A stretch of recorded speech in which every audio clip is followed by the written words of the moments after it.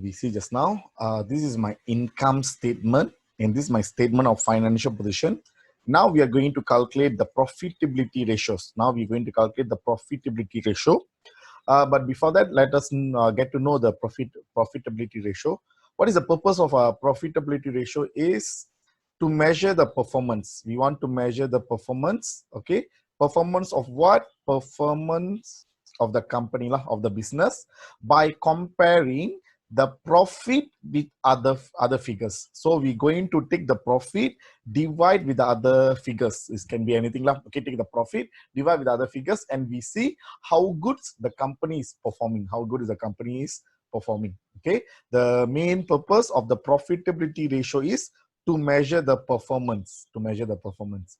Okay, the first formula. Okay, the first formula under the profitability ratio is return on capital employed, or we call that ROCE.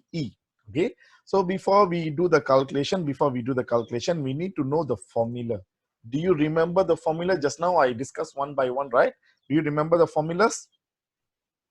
Okay, actually I listed all the formulas here. Okay, here got 1, 2, 3, 4, 5, 6, 7, 8, 9 formulas. Okay, out of this 9 formula, which formula will use for ROCE? Can you tell me? Okay, yes, it's actually this one, the first one. So I cut this, I paste here. So the formula to calculate ROCE is profit for the year. Actually, the profit from operation.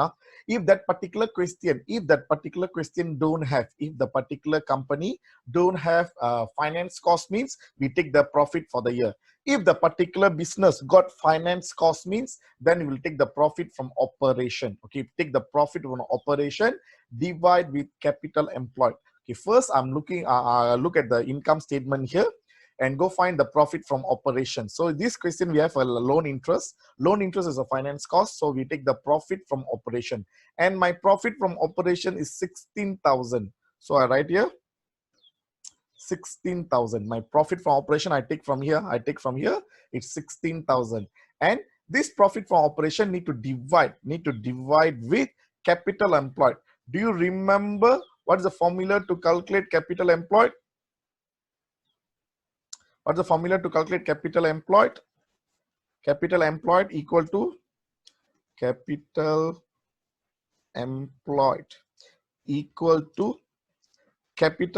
plus NCL. You remember just now we got discussed. Capital employed formula is capital plus NCL, non-current liabilities. So for this question, how much the capital? We take the closing capital. We take the closing capital is 123,000.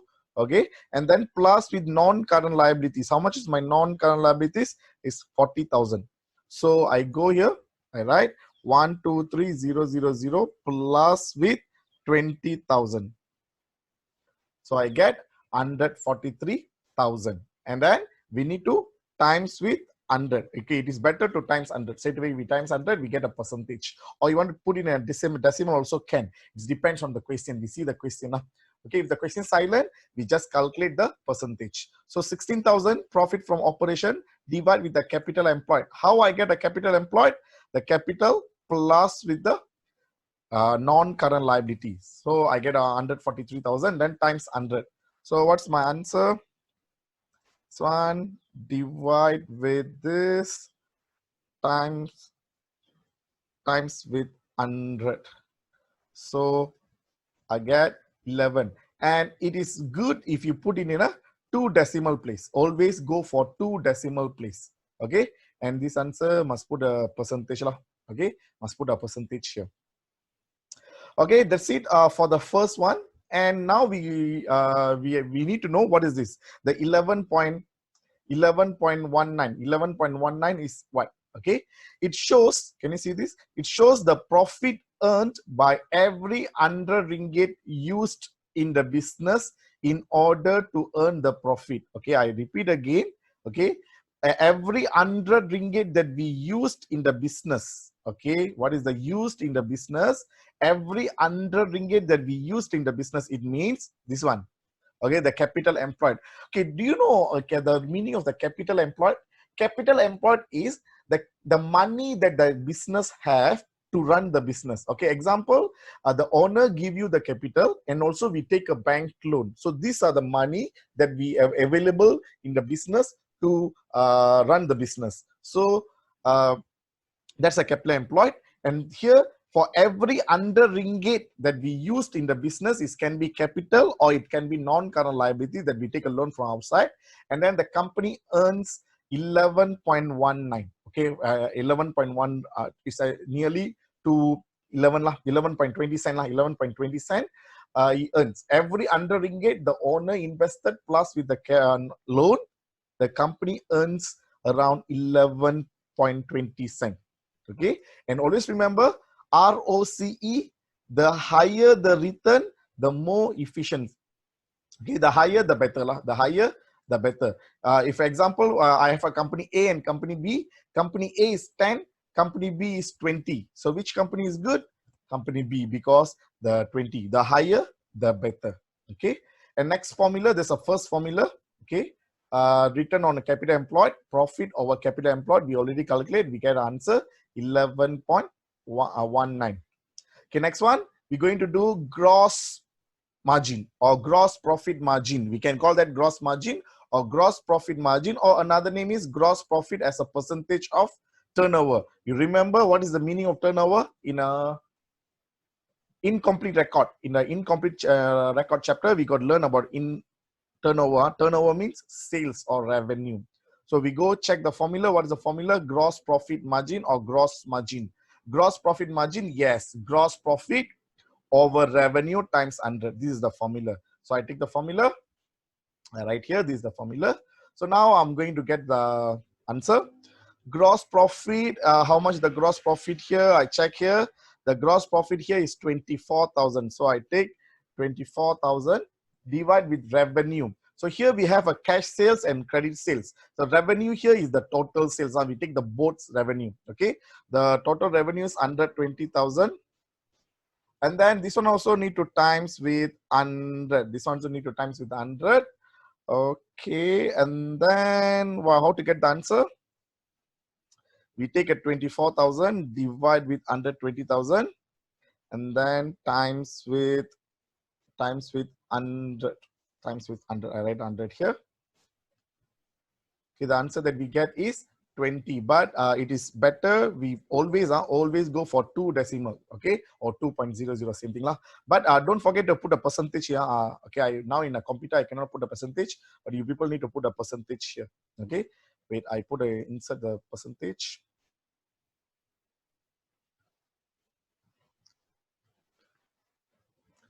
Okay, give me 1 minute. I put the percentage. Make it smaller.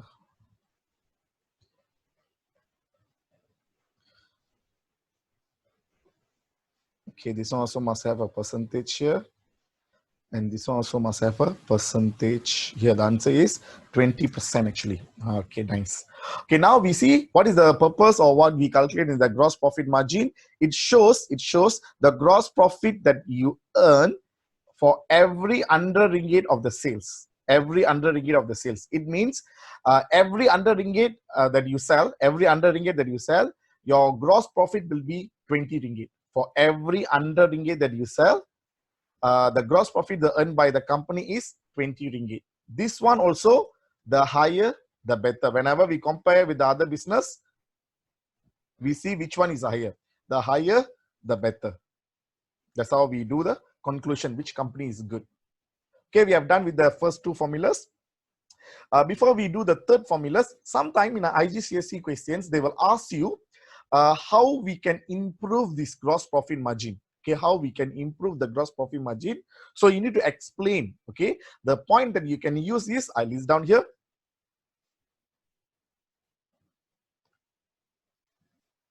Okay, now we see how we can improve the gross profit margin or gross margin. Okay, first one, we can increase the selling price.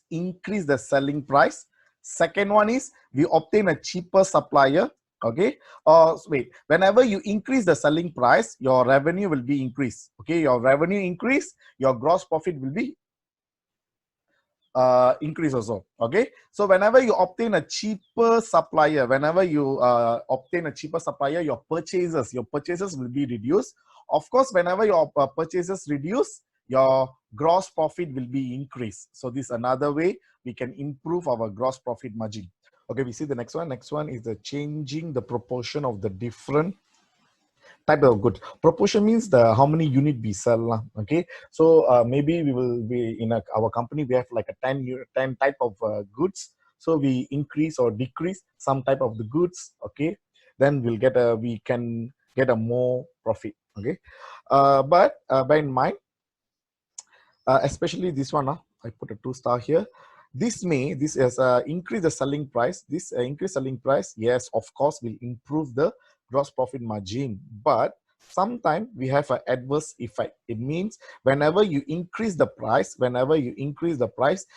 demand might reduce. So it will give you a bad effect on your company lah. Okay, so whenever you increase the price, you need to bear in your mind this one also. So these are the 3 ways we can improve our gross profit margin. And sometimes the question will ask you to explain why this thing happened. Okay, so here I give you 3 reasons. Okay, whenever there's a fall down, it means decrease compared to last year, our gross profit become lower. Okay, so why? These are the maybe 3 reasons. First one is the increased rate of trade discount. So we give a lot of trade discount, so we cannot achieve our gross profit margin. So next one is the selling goods are cheaper price. So maybe because of the government rule or some reason we forced to sell for cheaper price. Okay, this is one of the reason why we have to face the fall down in a gross profit margin. And also not passing the increase of the cost to the customer. It means sometimes whenever you buy, the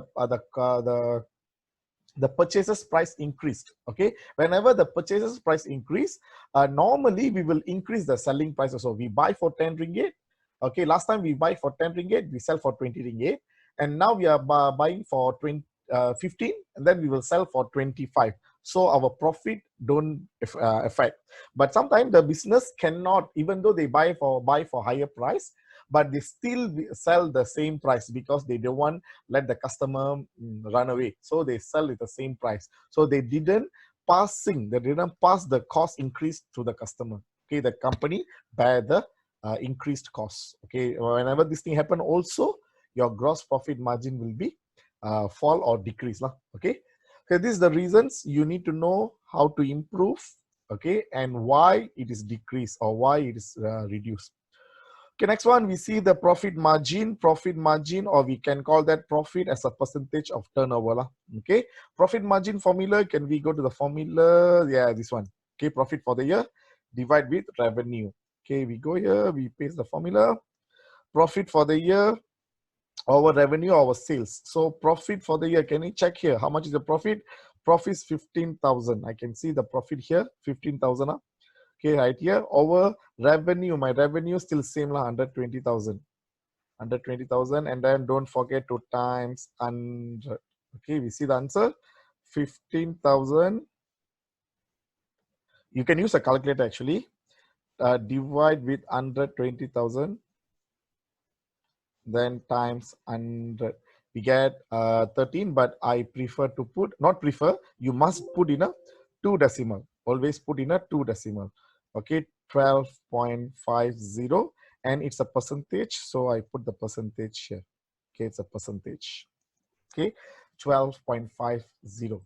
And what you calculate this? It shows the profit that earned for every 100 ringgit of the sales. Okay, if you sell for 100 ringgit, the company will earn 12.150, 12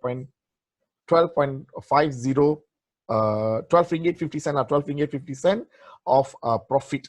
Okay, the previous one just now, every 100 ringgit of the sales, the company will earn 20 ringgit of gross profit. Here now, for every 100 ringgit the company sell, the company will get 12 ringgit 50 cent, 12 ringgit 50 cent of profit. Okay, it is an indicator how well the business, able to control the expenses. From here, we will know whether the company controlling the expenses good or not. Okay, any changes in the gross profit margin, any changes in the gross profit margin, of course, will affect. Okay, gross profit margin will affect the profit margin also. Okay, because we will take the gross profit plus other income, other expenses, we get a profit, right? Whenever some fall or some increase happen in the gross profit, it will affect the profit margin also. Okay, again, it's the same thing. The higher, the better. The higher, the more better. So all these three formulas, written on return on capital employed. Okay, return on capital employed, gross profit margin, and also profit margin. All these three, the higher, the better. So now we look at the profit margins, how we can improve the profit margin. Okay, first thing, we increase the gross profit margin. How to increase the gross profit margin? You do this thing lah. Increase the selling price, obtain the cheaper supplier, or change the proportion of the goods or product. Okay, the first thing. Second one is you control your expenses. Whenever you control expenses, the profit margin will be increase also, and increase in other income. You try to get more other income, so your profit margin will be increased. These are the reason, or these are the ways we can apply into our business to improve our profit margin. And you need to, sometime the question will ask you, you need to explain why there is a shortfall. Okay, why there is a fall in a profit margin. Okay, first one, yes, of course, decrease in the gross profit. Okay, decrease in the gross profit or gross margin also can. You spend a lot, you increase expenses. Okay, whenever increase in the expenses also will make your profit margin decrease or fall, or decrease in the other income. Last time you get a lot of other income, but now you get very little other income, so your profit margin will be reduced. Another one is the changes of the type of the business, a type of the expenses. It means last time you own your building, so you don't pay rental, but unfortunately you sold your building this year and now you are paying a lot of rental. So, or we take a new staff. Okay, we take new workers, engineer in our company or whatever, so we need to pay higher salary. So these are the reasons. Okay, you can tell whenever the question asking what make the profit margin fall or reduce. Okay, this is the profitability ratio. You just recall, you pause for a while this video, and then you try to remember the formulas before we go for the liquidity ratio.